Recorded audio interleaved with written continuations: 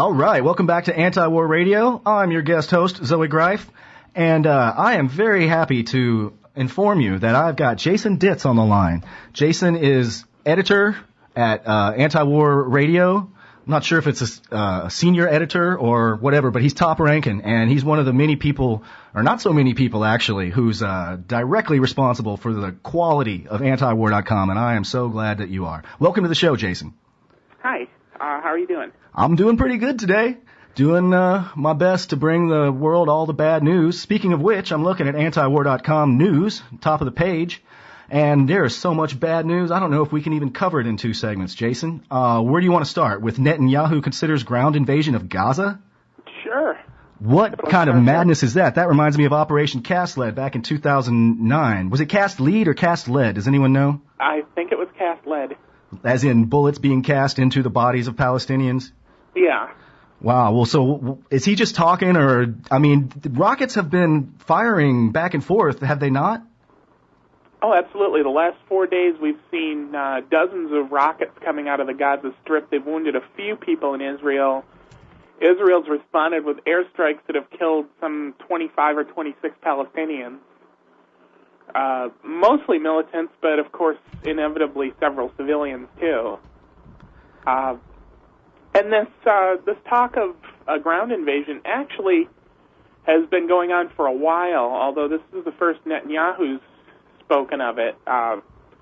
The IDF chief, Benny Gantz, has been advocating a Operation Cast Lead style invasion for the last 6 months or so, saying that one worked so well and was such a great deterrent that they ought to just have another one.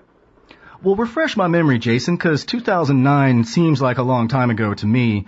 But I remember that it was, like well over 1,000 people were killed. And what was accomplished? What was the point of Operation Cast Lead? Did it even have one? It was, much like this situation. It was just some exchanges of rocket fire and airstrikes that eventually spiraled into a full-scale ground invasion. And there was never really a stated goal. There was some talk of regime change for a while, but of course that was abandoned pretty quickly. When the war started, they bombed all the police stations, so I guess destroying all the police stations must have been a goal.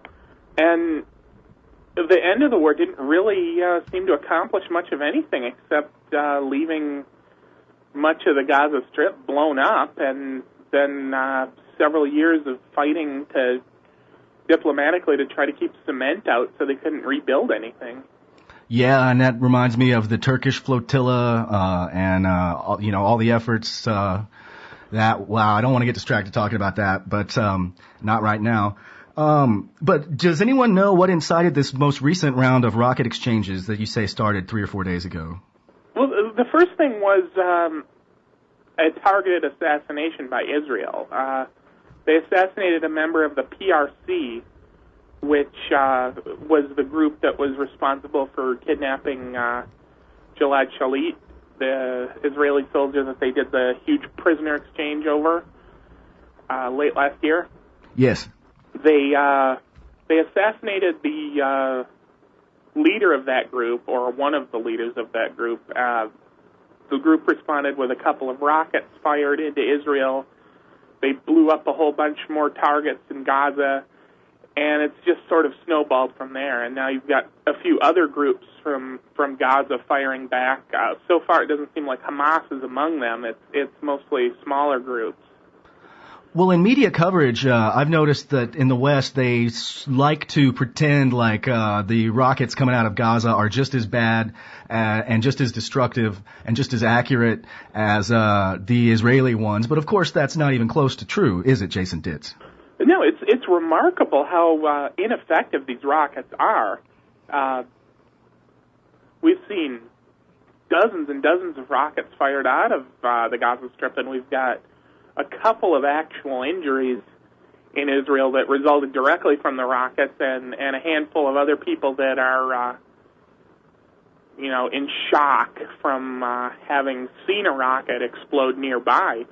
But it's incredible when you look at say, a satellite map of southern Israel, how many times these rockets just happen to hit empty fields and do no damage at all. Every once in a while, one of them will hit someone's roof and leave a burn mark or something, but these are really very primitive rockets for the most part. Compared to what the Israelis have, which are highly targeted, ballistic. You tell me, what kind of firepower are the Israelis packing?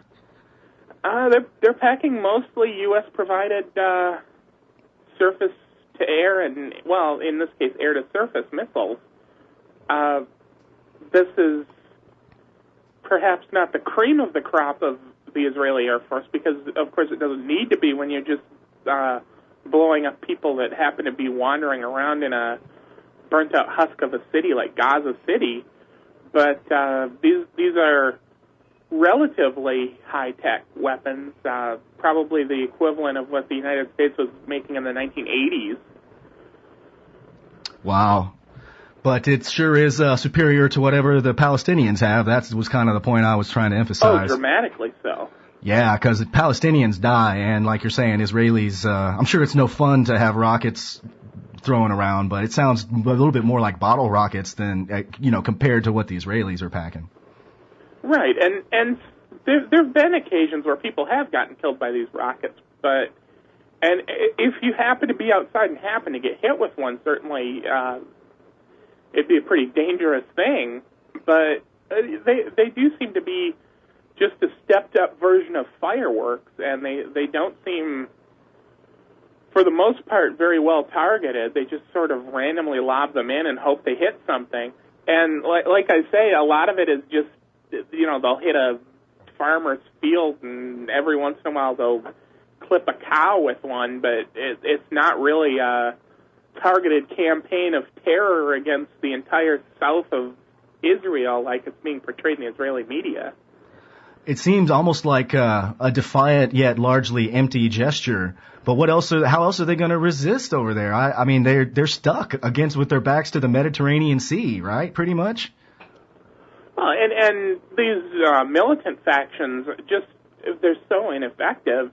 But this is one of the few things that gets them any sort of domestic support at all inside the Gaza Strip is that they're retaliating, even if the retaliation is, for the most part, counterproductive and largely meaningless in a practical way. It's apparently fairly popular among their supporters, the people that would theoretically fund their groups. Well, before the break interrupts us, I want to run by a quote that you quote in your news article on antiwar.com about this.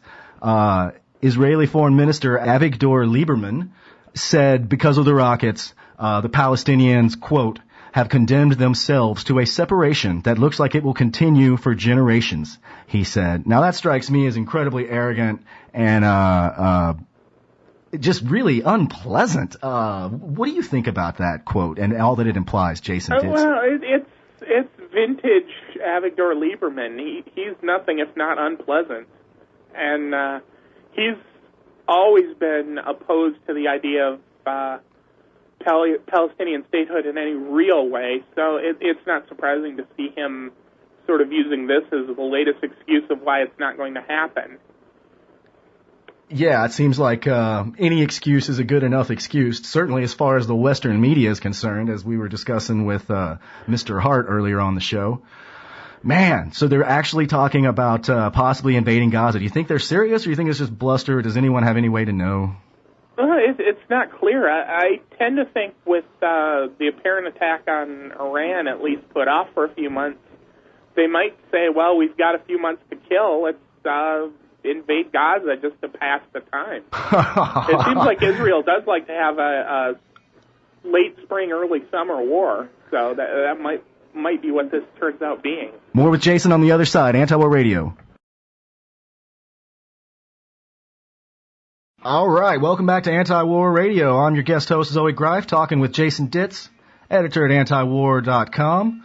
And we were just discussing Netanyahu barking about launching another ground invasion of Gaza, what sounds to me like a repeat of that sanguinary spectacle from 2009, otherwise known as Operation Cast Lead. And we just agreed that we both hope cooler heads prevail and that doesn't happen.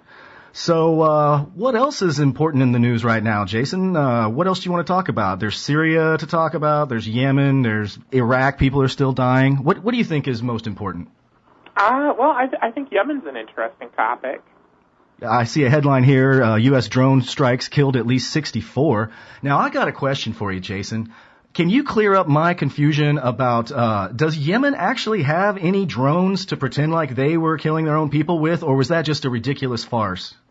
No, they don't have any drones of their own. There was some initial reports that it was airstrikes carried out by Yemeni warplanes, which I guess is theoretically possible because we've seen in the past that they've launched airstrikes, particularly in their disastrous war in the north along the Saudi border. They launched several airstrikes and accidentally hit one of their own field hospitals. So they have the capability, but no drones as such. Your article is subheadlined, Yemen says no advanced notice of attacks. I thought that the CIA or the JSOC or whoever it is who runs the drone program was working with the Yemeni government to kill Yemeni people. Is that not so? That's certainly been the case traditionally, but it seems like these last ones, at least according to the Yemeni officials quoted, who aren't named, there was no advance notice given, and it doesn't seem like they even... It's not really clear if they were given any notice after the fact that it was U.S. strikes, except that they went and found out they didn't do it and just figured it was U.S. drones. But since the quote-unquote election of the new Yemeni president, I would have expected to see even closer cooperation since he was sort of the Obama administration's hand-picked successor for President Saleh. But it doesn't seem like that's the case. Well, it's my impression, Jason, that the central government in Sana'a is weak, to say the least. They don't have, full control over their territory. They can't, aren't there multiple rebellions going on in Yemen right now? Can you educate me about that? There are at least 3 major rebellions going on, and arguably 4 in different parts of the country. This particular one that the U.S. drones were involved in is in the southern part of the country, the Beta and Abiyan provinces, where a group calling itself Ansar al-Sharia has taken over virtually the whole Abiyan province and several parts of the Beta province. And supposedly they're linked with al-Qaeda in the Arabian Peninsula, but the exact way they're linked isn't clear at all. There's certainly sympathetic groups, and they tend to support each other, but whether they have any direct links or not, I think still is unclear. Well, I just don't know very much about, Yemen or Yemeni culture or the different tribes or how they interact or, their histories with each other. And I bet you that who's ever running the drone strike program doesn't know much more than me either. What do they think they're doing? Don't they know that this is just a hornet's nest, so to speak? It's not a central government. It's just a desert, with imaginary line just for national boundaries. What do they think they're doing, Jason Ditz? I just don't understand the motive of these strikes. I guess they say they're targeting militants, but what does that mean? Well, that's a tough question. What counts as a militant in Yemen? Certainly, anyone with a rifle has brown skin? I don't know. Everyone in Yemen's got a rifle outside of the major cities.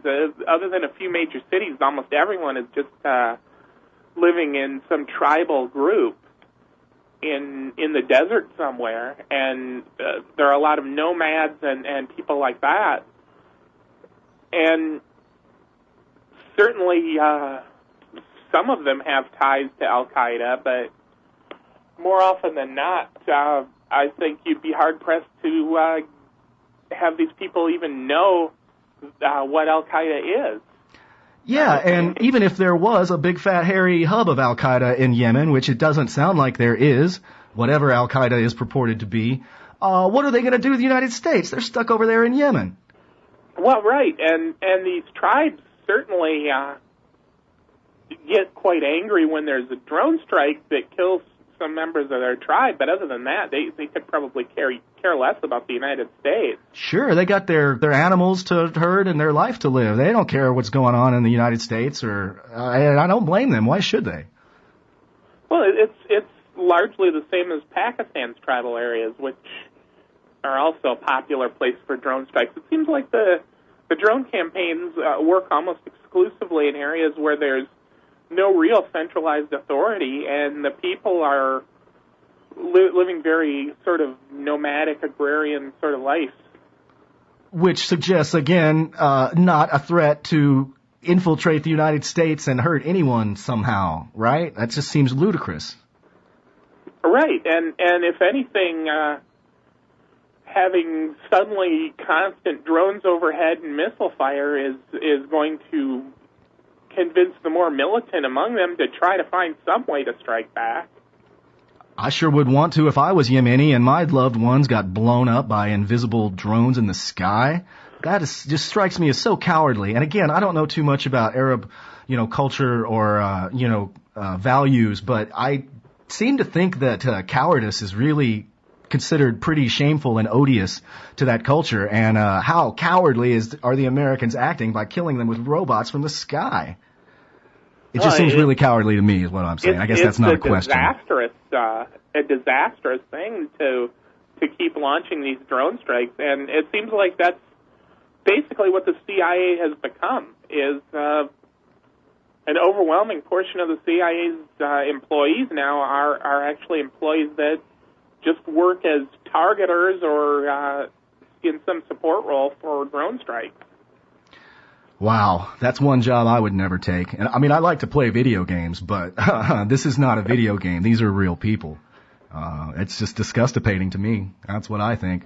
And there was an article a few months back about how the pilots for these drones, I guess you'd call them pilots, the people that handle the joystick and the couple of buttons, how many of them are starting to come down with the same sort of psychological problems that people that are in direct combat are coming down with. Isn't that fascinating that you can get PTSD from thousands of miles away? Killing people is the same? Even trying to sanitize war by putting it on the other side of a planet and having you control it like a video game, it still has a toll. Yeah, wow, I bet I wonder if the Pentagon predicted that one in their, studies or whatever they do. I'm guessing not. No, they seemed quite surprised by it and tried to downplay it by saying, well, a lot of these people had other past service overseas or something, and maybe the PTSD is a result of something that happened 15, 16 years ago as opposed to what just happened. And it's just mysteriously surfacing now. Or maybe, they're just having a breakdown, like the alleged killer in Afghanistan who went and did some extrajudicial killing. Apparently it's okay to kill Afghans, but only under orders and in an organized fashion, not on your own, all drunk. What does that say? I don't know. I guess I'm just kind of muttering right now. Anything else you want to talk about, Jason, before the music starts? Well, I'm not sure what we've got time for. Like probably just a minute or so, not much. We can talk about Libya. Yeah. What's going on in Libya? What's the latest? Well, we've got a group in Benghazi of several militias that are nominally affiliated with the NATO-backed government, but are kind of on the outs with them, trying to form an autonomous region centered around Benghazi, which would include most of Libya's oil wealth. And the NTC's leadership has said that they'll never allow that. They're going to unite the country by force, and that they're going to crush any attempts to set up autonomous regions. So it seems like the second Libyan civil war of the last 12 months is getting closer and closer. Well, I'm looking at the anti-war blog, and I see Libya's U.S.-backed militias terrorize the country. Wow, there's the music. I guess we don't have time to talk about it. But go to antiwar.com, read everything that Jason Ditz writes. You will learn about all the bad news all the time, like I do. Thank you so much for doing the show, Jason. I really appreciate it on short notice like that. Sure, thanks for having me.